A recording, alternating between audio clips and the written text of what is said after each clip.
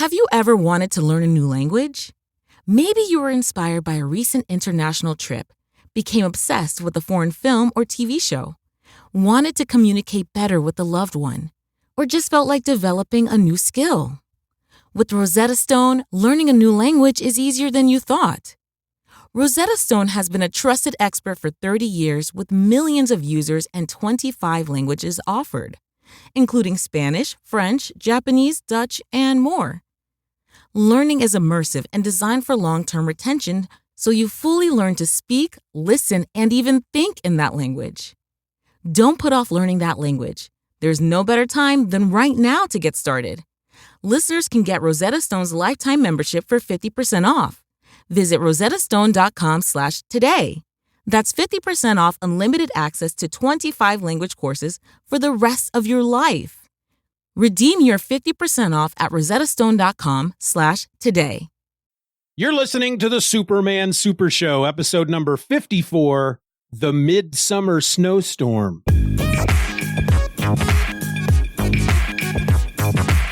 Hello and welcome to the Superman Super Show. I'm a host. My name is Steeven, and 1,000 miles over there to my right is another host, Mr. Ed Moore. Hi. Hi, Ed. Hello, Doug. Yes, Doug. And anyone else? Is anyone else showing as being on, Steeven? I'm showing two folks, but Okay. Doug's the only one that's commented. You other folk out there. Hi. For anybody who's listening, if this is your first episode, we do these live on YouTube through a live stream through the Superman Super Show YouTube channel. And we have folks that join us through the YouTube chat. And so we often forget when we just start answering their questions that maybe somebody who's listening might not understand what it is we're doing. We're just veering off into something really freaky there. I used to worry about that, but I don't anymore. Hey, when I'm editing and I come across that in an episode, I'm just like, eh. You want to drop in? This is editor Steeven here. Do audio editor's notes. Yeah, I just wanted to say that we stopped here because, that's a lot of work. That's a lot of extra work right there. I know that's not going to happen. That's not going to happen. You know, it's like people will either understand or they just will not listen.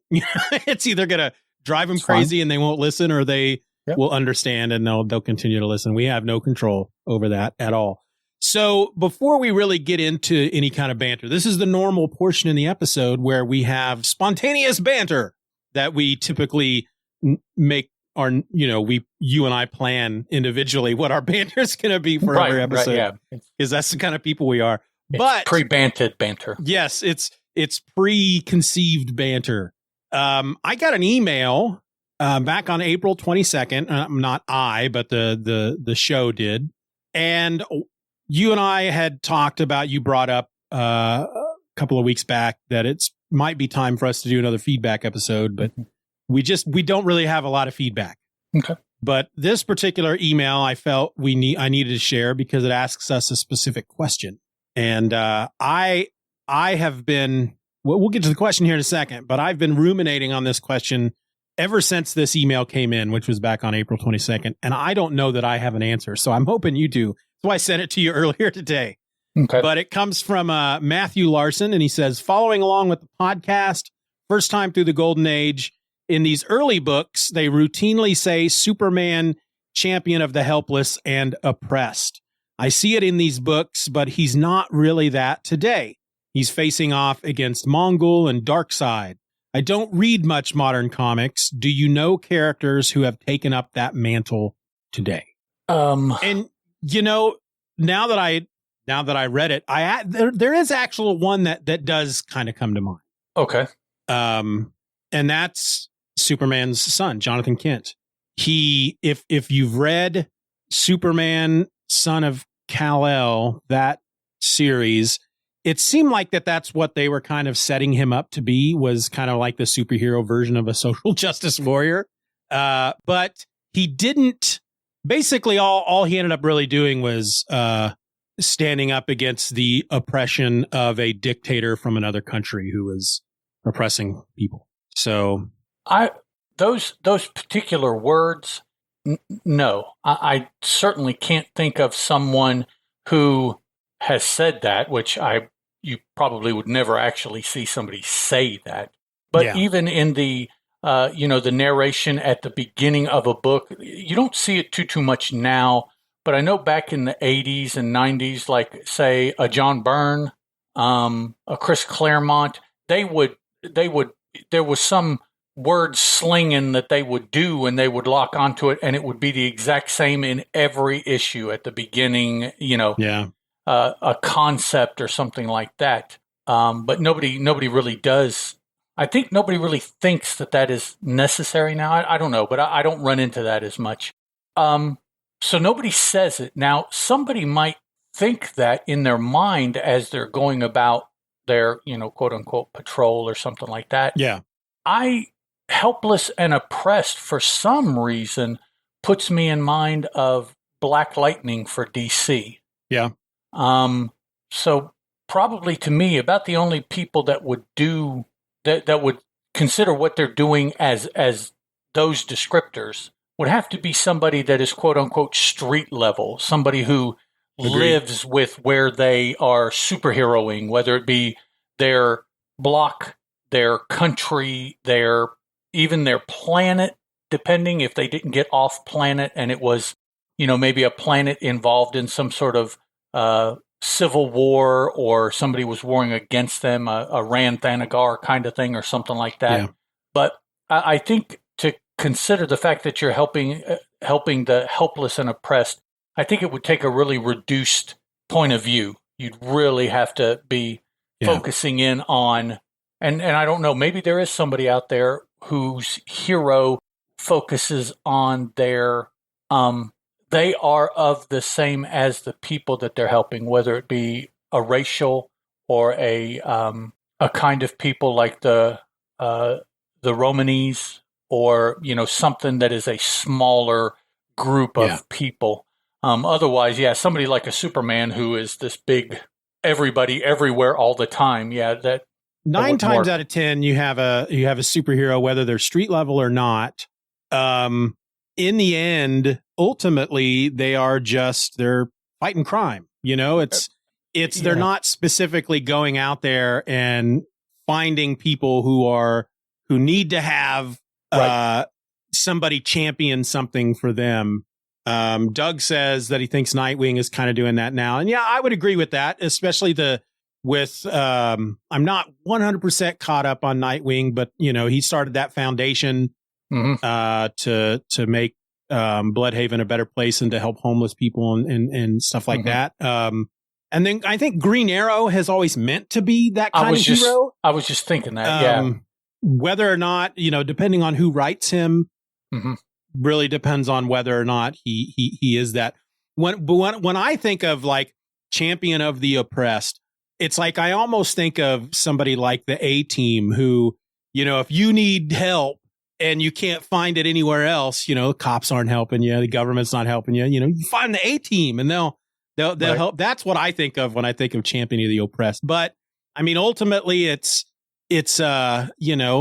somebody like a Green Arrow or a Batman or a Black Lightning who are down there on the streets getting rid of the types of crime that the police aren't. You could say that's being champion of the oppressed. So, well, I mean, even, as we're talking, thinking about somebody like Daredevil, who maybe gets pulled away, but his focus is always the people of Hell's Kitchen, that one particular part of New York. He may have to go somewhere and do something else, but he always comes back there. And at night when he goes out, that's always where he goes out, is running around Hell's Kitchen. So he, And, Superman, it's the Golden Age Superman for a lot of these stories. It is really specific. He's not just fighting crime. He's, taking out crooked auto manufacturers because people are getting in too many wrecks. He's, destroying tenement housing because the landlords aren't, playing fair with their tenants. He's rescuing children from wayward youth homes and stuff like that. But, in general, it's like I feel like what we've kind of gotten to nowadays is, you've got a guy like Daredevil who he focuses on Hell's Kitchen. He's there to help the people of Hell's Kitchen. But really what you see him doing most of the time is just fighting the supervillain of the moment that happens to be doing whatever they're doing in Hell's Kitchen, whether it's a serial killer or bank robber or whatever. He's still 9 times out of 10, they are still kind of going up against more of the costume criminal element more than, I've noticed that there is that the car factories are building inferior cars and people are getting hurt because of it. So I've got to go in and destroy this car factory, There's nothing that specific, but I think when we do talk about someone like a Daredevil or a Green Arrow or even a Spider-Man, that's kind of what they're doing. That's why they're considered street level heroes. They're not there to stop the alien invasion. They're there to help the average Joe. Not the Avengers or the JLA, the Guardians of the Galaxy. They're not. Yeah. So following up with that, Matthew, you indicate that this is the first time reading Golden Age, but you don't read much Modern Age, which in my mind leaves the Silver and Bronze. If that's the case, what are your thoughts on someone in those eras or from whatever era of books that you're reading, whatever books that you're reading, that is a champion of the helpless and oppressed? Yeah. Take this question and volley it back your way and ask, how would you answer this? So speaking of Golden Age, Silver Age, Bronze Age, Modern Age. So I think about this a lot, and I always mean to go and look it up, but I never do. But, you talk about like the Golden Age of comics and the Silver Age and the Bronze Age. Those are particular eras. Mm-hmm. The Golden Age is like 38 to the 50s, so like mid 50s. Mid 50s, yeah. So you're looking at 15 years, maybe roughly 15. And then the Silver Age is mid 50s to what? Late 60s, early 70s? Early 70s, another 15 years, roughly. And then the Bronze Age then picks up around that time. 70 to 85, which turns out to be another 15 years. So then the Modern Age is what? Just everything after that? Because that's pretty broad time frame. I don't know why they haven't come up with another age to take us from like the 80s, mid 80s through the 90s, maybe into maybe like from the back half of the 80s to 2000. That needs to be its own age, frankly. Because the people who worried about those names have lived through those other portions. They know and understand those other portions, even though they might not have a name for them.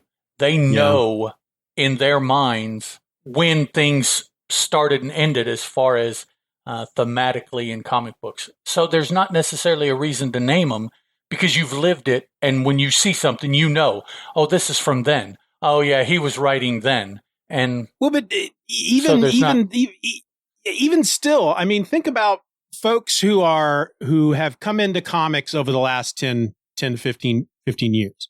As we roll into the 2000s, you're getting these new readers who talk about, when I hear some of these whippersnappers, talking about my Superman is the Superman from Birthright. That's when I started reading, stuff like that. And it's like when they look back then at the stuff that came before, there's a period there when the 80s go into the 90s and really there's a huge shift thematically that goes from comics were more about the story and then it just went boom, it was all flat. Not all of it, of course. I don't like it when people say that 90s comics suck because I like to point out that there were quite a few comics that were created in the 90s that were pretty awesome. Really good.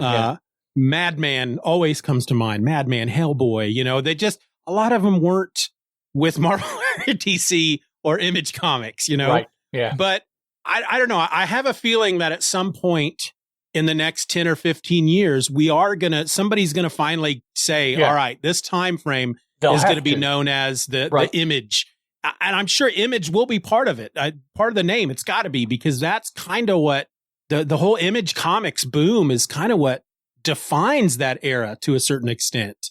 We saw comics heading that way anyway, somewhat, because guys like Rob Liefeld and, the guys that left Marvel to form Image, but I don't know. I kind of have a feeling it's going to be like Golden Age, Silver Age, Bronze Age, Image Age, something like that, and then Modern Age. Wouldn't be bad. I mean, if you think from, let's say, usually the end of the Bronze Age is considered to be, from every time I read about it, around the end of Crisis on Infinite Earths. Yeah, makes sense. That's kind of the end of that age. So that was 86, I think, is when that finished up. So another 15 years would be 2001. Yeah. Well, there's probably 2 or 3 things that happened in those 15 years to lump them all together. Yep. So you're looking at 4 or 5 year intervals there. And then from 2000 until, I don't know, really, to now, maybe, arguably, things haven't I think at this substantially point, changed. So, and they don't look to be, well, I don't know, unless you want to say that one of these reboots of DC will mark the end and beginning of something else. I don't know. Yeah. New 52 or this Dawn of DC certainly won't be the end beginning of anything, because it's just a label. A lot of it is just status quo from what I can tell for the previous 3 or 4 years, the books I've read. So, but ending the Bronze Age around 85 and 86 makes sense, because that is the point. Like you said, first you had Crisis ending, and that's a big thematic shift for DC Comics just right there. Yeah.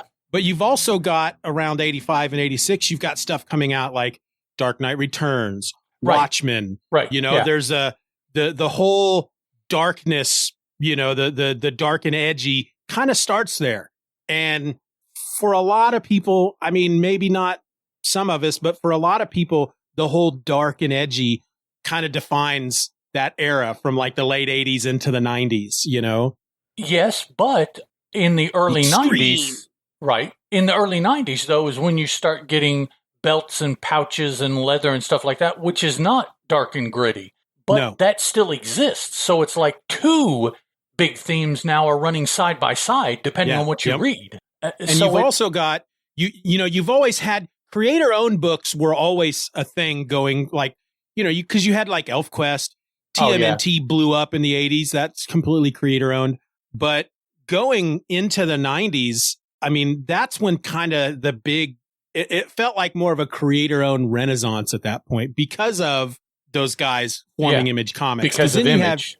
Because then you get stuff like I said, like Madman and Hellboy and stuff that they had going on at Vertigo, that even though they're DC stuff, they are still considered creator-owned books, because for a lot of those deals that those creators made to be in Vertigo, they still kind of owned a lot of that. But I think, I don't know, I feel like at some point in our lifetime, before we are rested in a pine box, we're gonna see a new.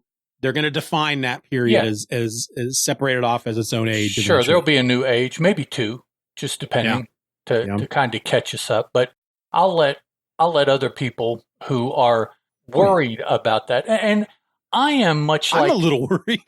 Well, I'm like the people that I described. I lived it, so I can pick up a book, and I can, to a large extent, I can place it within 2 or 3 years of when it came out before I even look at it, just looking at the cover. So I know the ages, even though I might not have a name for it. I can describe it enough to tell you why this is part of its own thing, if you show me something. So that's good enough for me. I'm not, I don't need to describe it for my collection or my books in plastic or my, it's like, I don't need any of that. No, I get that.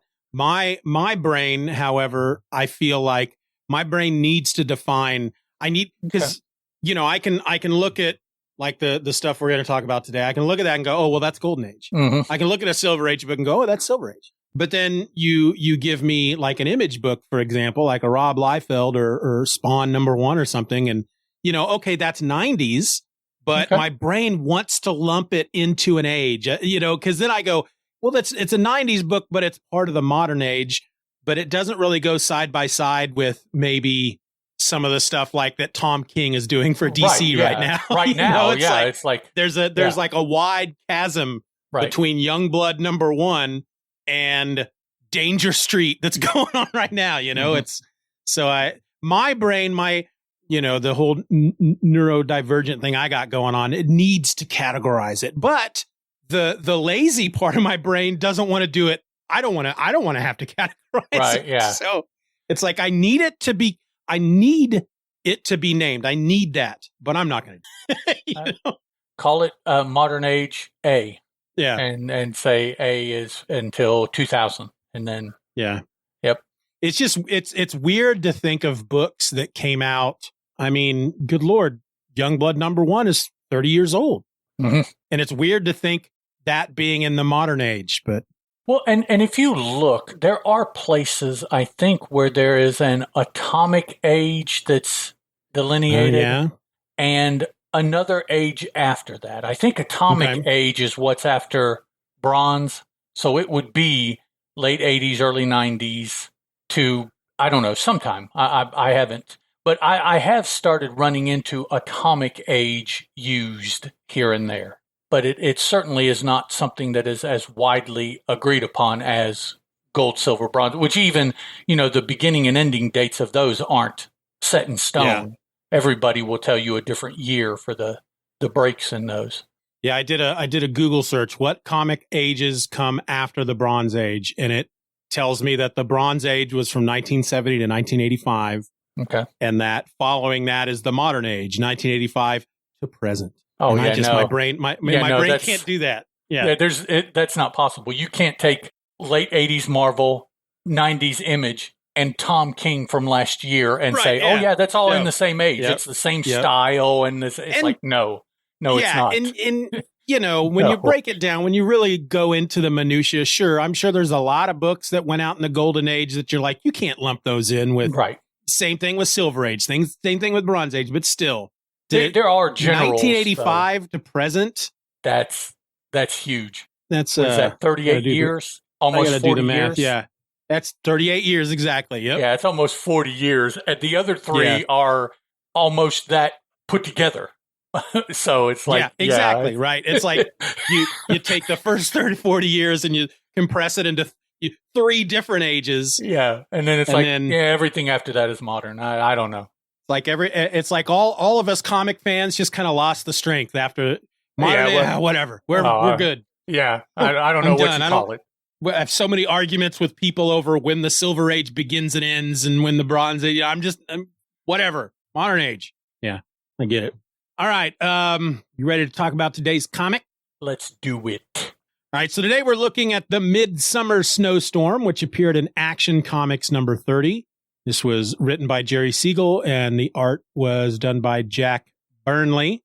I actually took the time this time when I put together the show notes for this issue and then the 2 stories we're going to do after, and I looked at both Mike's Amazing World of Comics and the Grand Comic Database. Oh, okay. So both had Jerry Siegel and Jack Burnley on this one, but when we get to the other 2, there's some discrepancies. Okay.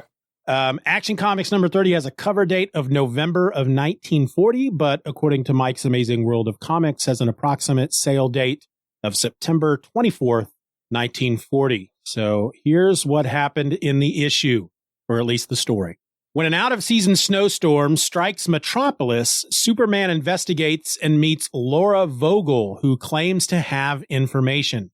She is kidnapped by some Arabs using a globe gun device which kills people, leaving only their shadows behind. Meanwhile, Carlton Vogel, an archaeologist and Laura's brother, approaches the lost city of Yolanda, which makes me think of Yolanda, which is somebody's name. A female, yeah. So Laura's brother approaches the lost city of Yolanda with his expedition. More Arabs attack using globe weapons, killing Carlton and his men. Superman finally catches up to the group that took Laura, but is knocked out by their weapon. He is captured, but learns that the man behind everything is Zolar. Superman frees himself and Laura, then tries to prevent Zolar from invading Yolanda. Superman is able to catch his foe, but Laura turns out to be an agent of Zolar, as the real Laura was killed sometime earlier. Laura uses the globe weapon on Superman, but it backfires, killing her and Zolar. Ed, what do you think about this one? I thought that I was sitting in a 1940s movie theater, seeing the fourth or fifth installment of a movie serial for this story. It felt so much like a movie serial with the weapon, with their stratoships. Is that what they're called? Stratoplanes. Is that what they were called? The bad guys being in the stereotypical garb of World War II Arabs. They were riding camels on the expedition. I mean, everything was just a movie serial to me in this story. Oh yeah, and that I don't mean that as a pejorative. I'm not saying that's bad, but that's just definitely the feeling, the mood that it put me in was a movie serial. It had kind of almost with the stratoships. That's what they called them. With there's one point where there's just a sky full of these stratoships, which look like something you'd see in Flash Gordon. Yes, and so it really felt like Flash Gordon to me. To me, this felt, when I think of Golden Age, this is kind of what I would always picture in my head. This kind of stuff. Yeah, over Superman taking the place of a boxer to get his career back on track. Right. A football player to be able to play. So, it makes me wonder, are we now starting to get into that? Are we going to see even more stories like this that feel, like you said, more like an old 40s movie serial? You can hear the news reel announcer before the movie starts. And I will say that at one point we get one, just to jump way, way ahead. There's one panel as the stratoships have come to Yolanda and they're getting ready to take over, and we see one panel with the citizens of Yolanda, and I was very happy to see that the way that they dressed was not like every other Middle Eastern character that they've showed so far in this, because they all, whether they were the good guys or the bad guys, they looked exactly the same. Not just their dress, they all had the little beards, right? And they could have been the same guy. And at first I was like, oh, come on. I know this is the 40s, but we can try a little bit harder, can't we? But the only difference, because we get the bad guys that they refer to as Arabs, depending on where they're actually from in this region, they may be Arabs, they may be Kurds, they may be Persian. We don't know. They don't give us any clue other than saying somewhere within the Sahara Desert, right? Right. But the bad guys, the bad ones, they're all wearing the full white head things, and the bad guys had kind of yellow things under their robes, and the good guys had white ones under their robes. Otherwise, looked exactly the same. Well, and you don't even know necessarily that all of the people that are called good guys or bad guys are all coming from the same area either. I mean, they might be based in the Sahara, but they could be coming from a whole half a world. And, we can sit here and we can judge by what we feel and know today. Yeah. But the bottom line is that at this time, honestly, no one called creators on doing stuff like this. And that's why it was done. There has to be situations where if someone had just mentioned, hey, can we just change things up a little bit? Can we do anything? It would have changed, but no one did that. And so for years, those representations, stereotyped that they are, just continued. It just, Yeah, and I think we've mentioned it before. It's like that kind of stuff, as far as I can tell, does not come from a place of hatred. It's ignorance. They just didn't know. Not necessarily. Yeah. Once you get beyond that, though, once you get beyond that, it was a pretty fun story. I really, the first time that those dudes put your helmets on and then they fire that gun and the globe comes out and just disintegrates that woman and there's nothing left but her shadow. It's like, I'm like, holy crap! Did they just let off like a tiny nuclear bomb or something? Really? That was pretty. It was a pretty fun. It's it's I felt like this was something that we have not come across anything like this in any of these Superman stories so far. No, this as crazy as some of those Luthor stories and Ultra Humanite stories were, this was something a bit different. And I was really quite shocked. I thought, did Jerry Siegel really write this? Because this, I don't want to say it was more sophisticated, but it almost seemed like it just the storytelling went up a level because there was a bit more creativity. Just the idea of these globes that disintegrated people. What they were using, like radium or something like that. Radium, and yeah. They even gave you an explanation of why only their shadows were left. I don't remember what the explanation was, but they do give you that. We had the woman that you think is the Vogel lady, and then come to find out she's not. I don't know why I didn't see that coming, because we did see the woman in the car with her get out and die. Exactly. And I didn't put, yeah. I thought it said, let's see. I thought it said something about her being Vogel, but I guess it didn't here looking back. But I assumed it was because the car got stuck and she wasn't content waiting. She had to go meet Superman. So at that point, I assumed that's Vogel. I don't know who her companion is, but right. I did too. I thought, holy crap. They just killed the woman that he had come to, that's going to explain all this. Exactly. But then the other woman, like, oh no, I guess she's Vogel. No, I didn't know who she was, but I didn't think she was Vogel. I don't know. I can't explain why they grabbed her. Yeah. I mean, she's working with them, so why would they go, I can't. Right. I didn't really try to suss that out in my head as I was reading it. I guess I was thinking at the time that it's just a companion. She had an assistant. They killed the one. Well, now they have to make sure to kill the other also. And so that's why they grabbed her out of the car. Ultimately, she's going to have the same fate as her companion, who was the more important of the duo. So, yeah. And I didn't think that she was Laura Vogel until she told Superman she was. Once she said that, I was like, oh, okay. I didn't believe her.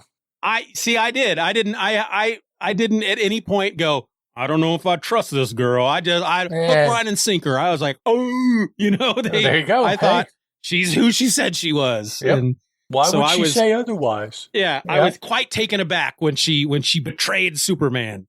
And we get Lois. I don't understand why Lois was even put in this story. She's there again just to be put in danger so he can save her. Yeah, and then once he saves her, it's like, all right, she no longer has anything to do with the story. Yeah, that's I don't know maybe to try to gain some female readership in that a female was involved in the story.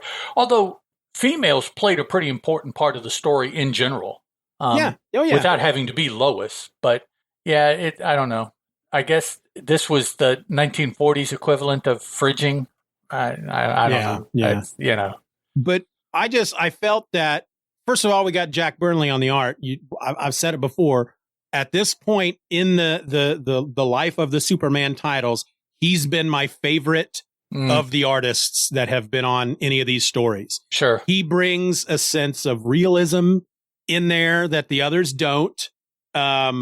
And because of that, and then the idea behind the story, that I felt like this was a sci-fi story that was a notch above many of the other sci-fi stories that they've told in these Superman books so far. I agree. The panel on page, you're looking at the Golden Age compendium book, right? I believe so. Yeah.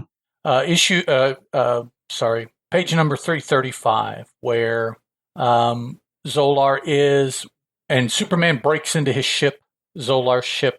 That image of Zolar with his shadow behind him, does that not look like a still out of a movie? Yeah, it looks like the vampire guy. It looks like that old Nosferatu Dracula movie. Yeah. Yeah, I mean, just the shadow and the source of light. He even has shadow on it. I'm like, so with that in mind, and the fact that I got a definite movie serial feel from this story makes me think that whole feel is what they were going for. They sat down and said, hey, why don't we make this kind of look like this? And so whomever came up with the design of the stratoships and, all of these sci-fi, the page before at the bottom where he is talking into the radio, release the meteor death. Really? Yeah. That could be a still from a movie. So it's very movie-ish, this particular story. And that has to be what they were going for. There are so many elements that are like that. Yeah, I think this is probably the first Superman story we could use the word cinematic. Very much describing how the story looks. Yeah. Yeah, you could take this and blow it up a little bit and get 6 or 8 serial parts out of it for movies to show in the theaters at the time, for sure. Yeah. And a lot of people die in this in this story. Yes. I mean, not as not many just as the ones that the bad guys kill with the globe weapon. Just not as many though as will die in Gay City here in a little true. bit. That's true. They kind of up the ante there, but yeah, there's the Superman and that page that we were looking at where he busts into the ship. Mm-hmm.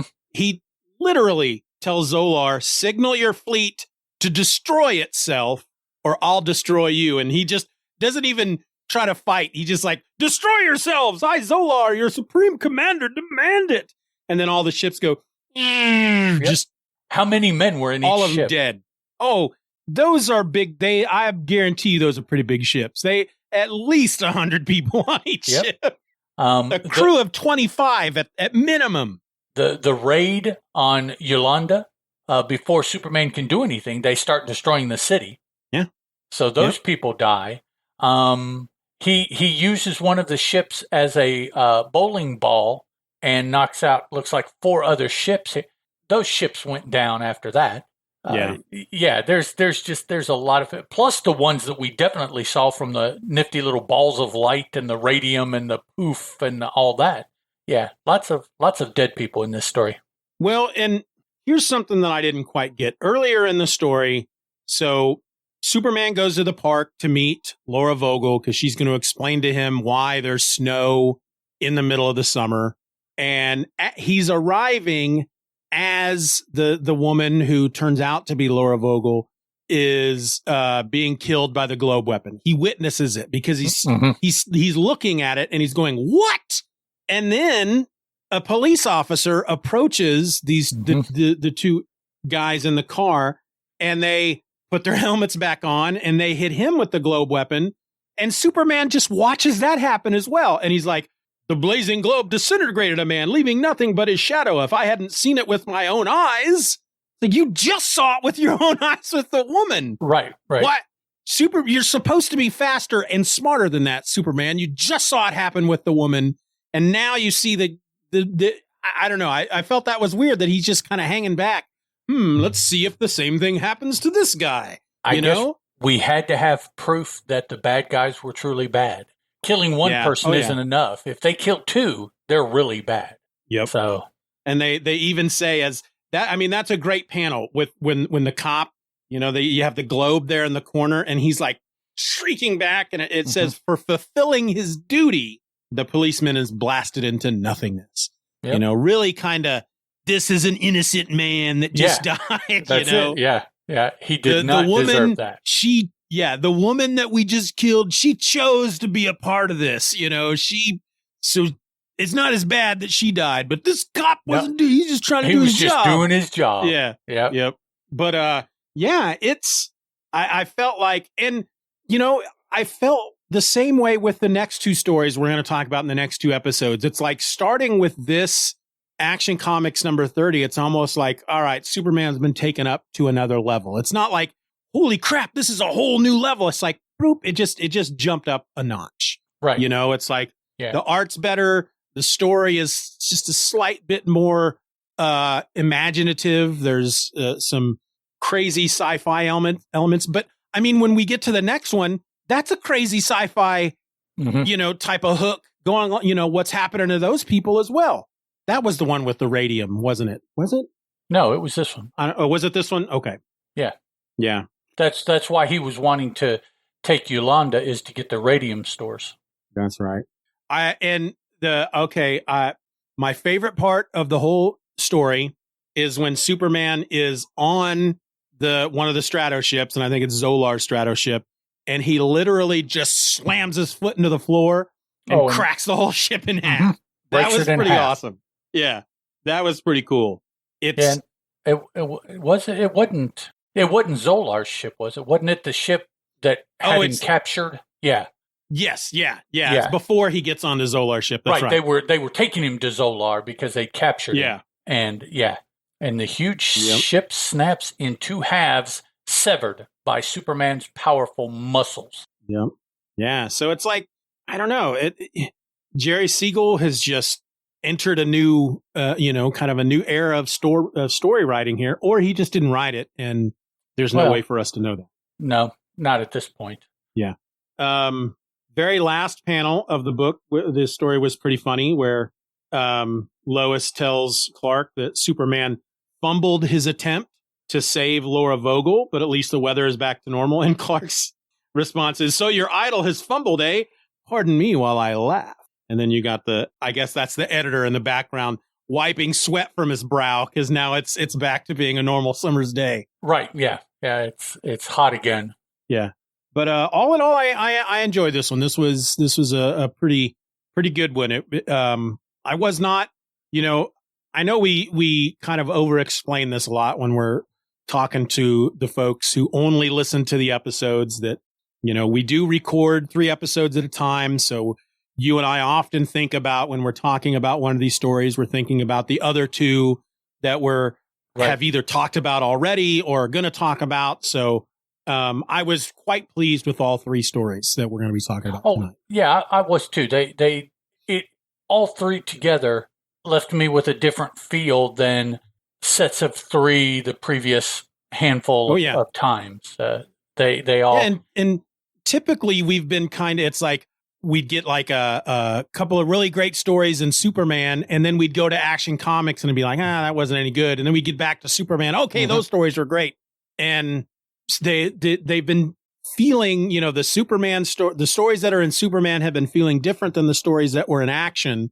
So when I got to this story, after having just read, we did the Superman number 6, 4 stories in that, we get to this one in Action Comics, and it's like, all right, well, that's because it's Action Comics. That's why this feels different. But then the Superman from the Superman issue number 7, those stories had the same kind of feel. So as this one, not as previously. Yeah. Exactly. Yeah, exactly. Yeah, I don't know. I mean, he's been at it writing these for what? 5 years? 4 years? 5 years? Well, if we're talking primarily Superman, April of 38 to... just a year. Yeah. Well, a year and a half. But during that year and a half, he's also writing all these other characters. So you can't write that much and not... I mean, it's not a good writer that doesn't grow as the more they write, the more things that they pick up on and start changing the way that they're doing things because of that. So, and even though it's only been a year and a half, which I didn't necessarily mean to downplay, this is into the 50s, almost 60 different stories that he's written. Oh yeah, just for this one character, much less any of the other characters that you mentioned. So just by himself, Superman, his understanding of what he wants to do with Superman has to advance. He has done this 60 times. Number 61, it's impossible that it would feel like number 1 at this point. Yep. There's just no way. So I guess you think about those first 5, 6 Superman Action Comics stories, and again, you're talking about him taking the place of a football player because the coaches are crooked. This is leaps and bounds above those stories. Yeah, this is a much more thought out, a much more involved story that he's relaying in this one. Yeah. Yep. Let me just flip through it here real quick before I was about to say I don't have anything else to say, but I need to start taking advantage of the fact that I get to edit these episodes. And so there you go. We can have some dead space during the live. That's it. You can, I get to take that out when we're... Editor Steeven can do his magic. That's right. I am in control. Yeah. Put in little voices and stuff like that, like people do on other shows. Yeah. I don't know. Yeah, I don't think I have anything else to say. It was a fun story. Very much so. This is definitely, I think, one from the Golden Age that I could recommend. Well, I've never read. I don't like.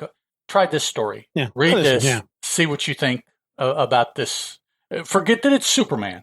Just read it as a superhero and see what you think. Yeah.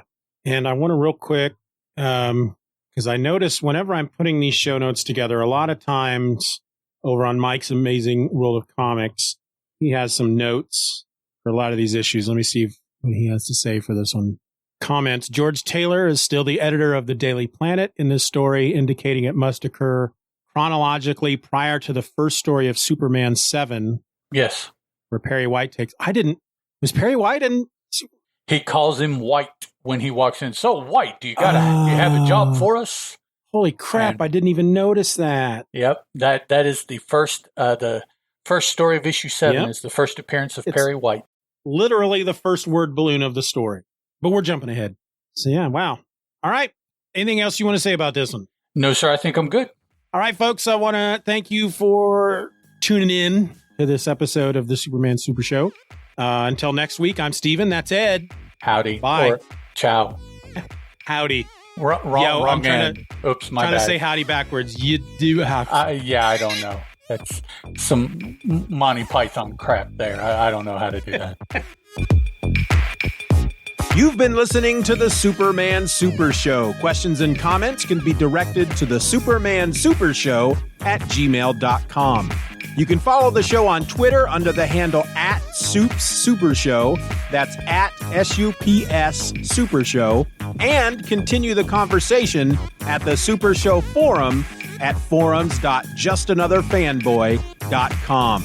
We also encourage you to rate the show wherever available and share this podcast with a friend.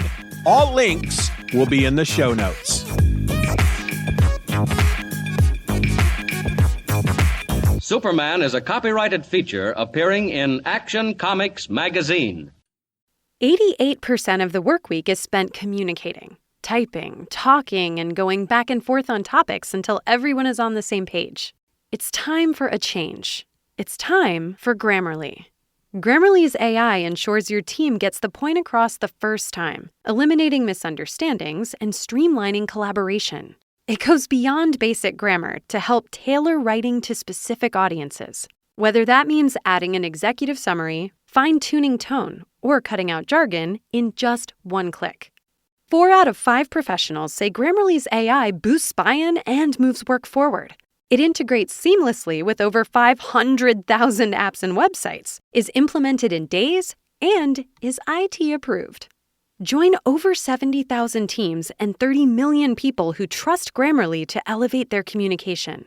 Visit Grammarly.com/enterprise to learn more. Grammarly. Enterprise-ready AI. Holiday magic is in the air at iFly Indoor Skydiving. Imagine unwrapping the experience of flight. iFly is the perfect unique gift for anyone who wants to turn their dream of flying into a joyful reality. It's unforgettable fun for all ages. Save over 35% with iFly's limited-time holiday gift voucher flight packages. Turn dreams into unforgettable moments with the gift of flight. Go to iFlyWorld.com to purchase your holiday gift vouchers. That's iFlyWorld.com. Your cardiologist knows your heart, and your mom knows how to mend your heart. Your ophthalmologist helps you see, and your best friend makes you feel seen. A visit to your physical therapist can heal your shoulder, and a visit to your grandma can heal your soul. Your health is a journey you don't take alone.